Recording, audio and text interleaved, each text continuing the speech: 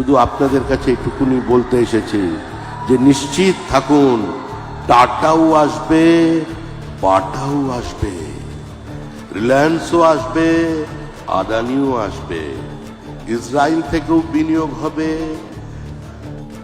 Silicon ভ্যালির বিনিয়োগ হবে, Munich থেকে বিনিয়োগ হবে, লন্ডন থেকে বিনিয়োগ হবে।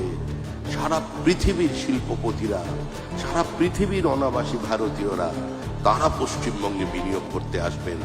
এত ভালো শিল্প বান্ধব প্রকৃতি বিধাতা কোনো রাজ্যকে দেয়নি যা পশ্চিমবঙ্গকে দিয়েছে, যেটা রক্ষা করতে বা যেটা এক্সপ্লোর করতে আমরা ব্যর্থ হয়েছিলাম।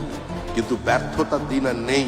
আমাদের সুস্থ প্রতিযোগিতায় পিছনে সরিয়ে দিতে হবে মহারাষ্ট্র, গুজরাটকে, তার উপরে আমরা পৌঁছে যাব। এই স্বপ্ন নিয়ে আমাদের সরকার কাজ করে চলেছে।